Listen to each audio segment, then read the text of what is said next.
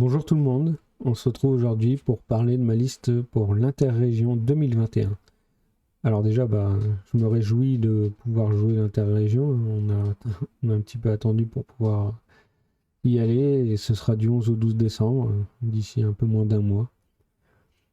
Les listes ont été envoyées depuis quelques jours, donc maintenant je peux me permettre de faire une petite vidéo dessus. De toute façon, on ne pourra pas la changer, donc déjà, je pars en Undying Dynasties.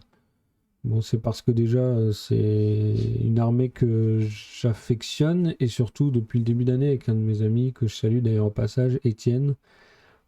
On avait réfléchi à une liste avec notamment les serpents, et on est tombé là-dessus, et à force de réflexion, on est arrivé là-dessus, et je l'ai joué pas mal cette année, avec différentes variantes en tournoi, et euh, même en partie amicale, je veux dire. Je me suis pas mal entraîné avec, et je suis plutôt content de ce qu'elle a donné.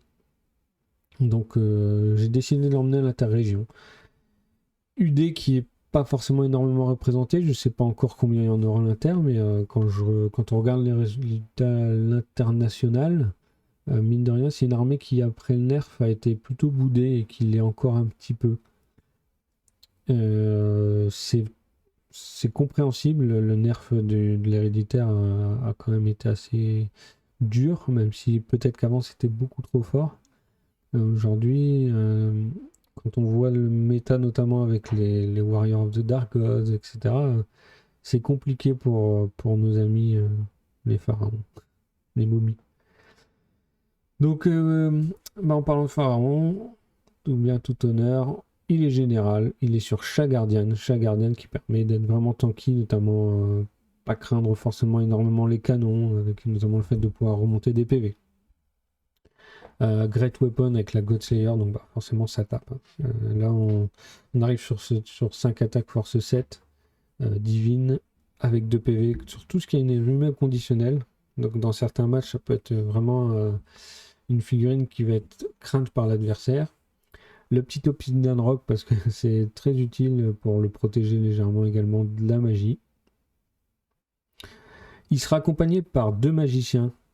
J'ai pas mis beaucoup plus de magie, mais je trouve qu'elle complémente bien la liste avec un Master Divination qui permet d'avoir quand même pas mal de buffs très intéressants, notamment un que j'aime beaucoup qui est le Distracting. On a le Binding qui est obligatoire et le Soul Conduit qui permet d'avoir des phases de magie stables. C'est sûr, on n'aura pas 4 voire plus dés que l'adversaire, mais j'arrive en général toujours à avoir au moins 3 voire 2 dés de plus, et surtout d'avoir environ 3 sorts par phase. Donc ça me permet sur certaines phases de quasiment sûr de passer 2 sorts, avec au moins un avec l'héréditaire, et forcément de relever des PV. Là, en parlant de magicien, on a également l'adepte évocation avec le book. Là c'est du standard qui sera mon hiérophante. Les 2 buffs. Et le book qui permet d'annuler entre guillemets l'héréditaire et donc de repasser sur des valeurs de sort convenables entre guillemets. On a également l'architecte qui apportera une régène 5+, donc lui est très utile dans une liste où on joue pas mal de constructs, de statues. Avec le scroll, j'avais 20 points à mettre, j'ai essayé plusieurs combinaisons, mais c'est celle qui me plaisait le plus, même si dans certains matchs il ne servait à rien, ça peut toujours aider sur notamment le déploiement. En base, je voulais pas jouer le gros pack de squelettes.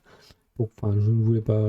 On n'est pas parti là-dessus parce que j'ai pas de quoi le buffer avec un pharaon à pied dedans ou avec la couronne.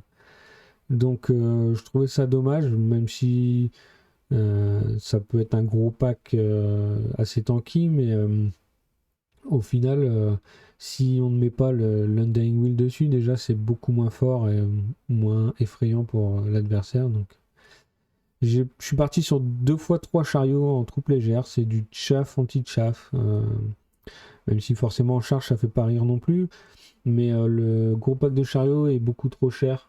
Là on voit 290 points pour 3 chariots qui sont en troupe légère, ça donne souvent quelques points adversaires certes, mais ça peut aller chercher, et surtout ça peut permettre de mettre mes serpents notamment dans de bonnes conditions. Ensuite on a 20 squelettes en enfoui. très utile sur les scénarios. Ça pop où ça veut, généralement. Et notamment, ça peut servir de chave d'urgence. Voire, dans certains scénarios, on peut ne pas les enfouir, ce qui peut être utile, on va dire. Et ensuite, il y a le petit bunker de 20 squelettes, donc pour accueillir les 3 personnages à pied. Euh, Quand on vient chercher celui-là, c'est généralement mauvais signe pour moi, mais j'arrive plutôt bien à le protéger avec ce que j'ai autour. On a 5 scouts pour finir la base, 1125 points. Les 5 scouts, on ne les présente pas, c'est très utile. Et enfin là, on attaque le lourd avec les 2x4 serpents. Donc je les ai longtemps joués en musicien sans champion, mais le champion il est indispensable pour absorber les défis et puis forcément ça rajoute une attaque. Donc très utile. Ça tape très fort, mine de rien, quand c'est buffé. De base, c'est pas forcément très effrayant, mais quand on commence à remettre une relance touchée ou un distracting ou un peu plus d'agilité, bah là, généralement, ça fait quelques petites surprises quand on s'y attend pas. Et aujourd'hui, comme la méta n'est pas forcément trop centrée sur l'UD, les gens ne connaissent pas forcément très bien les serpents et des fois sont surpris par ce que ça peut envoyer, quoi. On est quand même à 5 attaques par figurine, avec notamment de l'empoisonné, du coup fatal. Donc forcément, ça peut prendre un peu tout, quoi. Et pour finir, les 2 colosses en pair de weapon. Donc D3 grind force 6, 7 attaques offensive 5. C'est relativement stable. Et puis pareil, buffé, que ce soit avec une régène ou relance touchée, etc. C'est très très costaud. Ça va chercher un peu tout. Donc voilà, présentation de la liste. J'espère pouvoir vous faire une espèce de retour de tournoi. Il n'y aura pas forcément de rapport de bataille de chaque partie. Mine de rien, l'interrégion c'est assez prenant, donc j'ai peur de ne pas pouvoir le faire. Donc déjà, si je peux vous faire un petit retour de tournoi sur ma liste notamment, puis celle de mes collègues, et quelques photos de l'événement. Donc on se retrouve très bientôt. On va reparler notamment des UD. Allez, à plus.